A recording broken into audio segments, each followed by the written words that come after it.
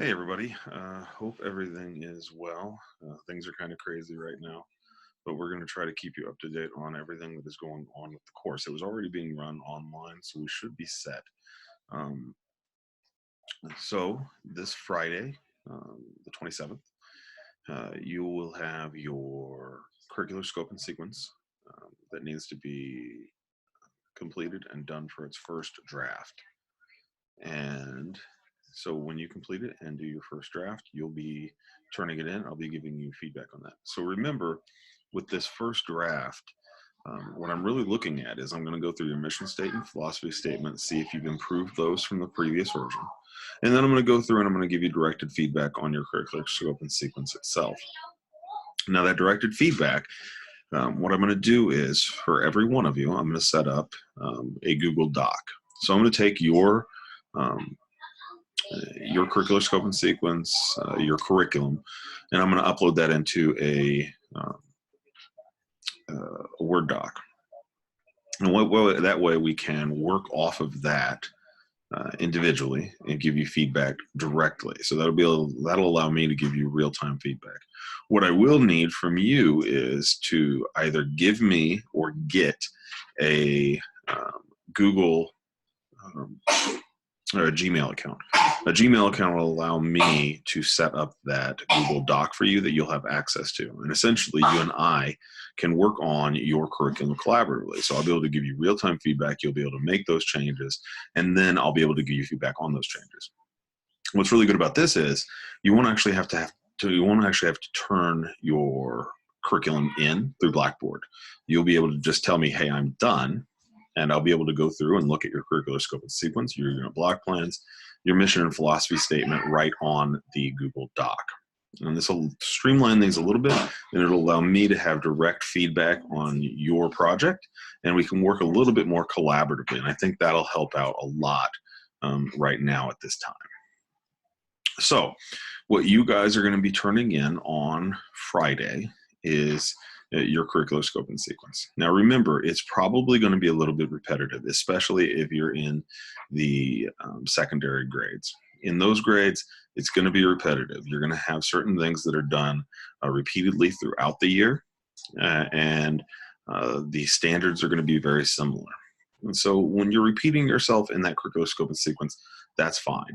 Remember, this thing is an umbrella. So we have our curricular scope and sequence, then we have our unit block plans, and then we have our lesson plans. Obviously, we aren't doing lesson plans for this one, but your unit block plans are essentially setting those up.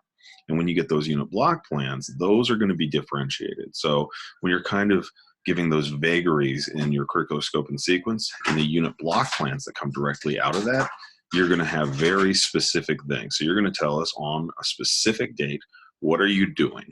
When are you doing it? And how are the students doing it? Essentially, the unit block plan sets up a lot of little tiny lesson plans that you can build those lesson plans out of from that unit block plan. So that's where this collaborative process is going to come in really handy when we start looking at how you're building those unit block plans.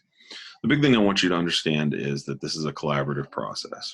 So there's no gotcha. I'm not trying to fail anybody. I'm not trying to give you a bad grade. I'm trying to get you to learn how to do a curriculum and do that curriculum well. And so when you're turning these things in, really it's my job to help you accomplish the material. So that's why when you turn in your curricular scope and sequence this time, it's really a low stakes turn in. It's really just to me to give you a little bit of feedback and guide you to get that just a little bit better. Now with the mission and philosophy statements, I'm going to be reading those fairly critically because you should have those about where they should be. And by the end of the semester, we should have a very well-developed document. So for right now, you don't have a reading packet this week. This is the video for this week, just to kind of give you the pointers. Next week, when we start working on your unit block plans, I'll have a more extensive lecture series talking directly about those unit block plans. For right now, I just want you to concentrate on getting that curricular scope and sequence done and ready for turn in on Friday. After that, we'll be doing unit block plans, and then eventually we'll be doing assessments, and we'll have to do a lot more of these videos during that time, so you'll understand exactly what's going on. So this week, really, you are just going to be working on that curricular scope and sequence. I'm not going to have you do too much reading. I'm not going to have you do any reading, actually.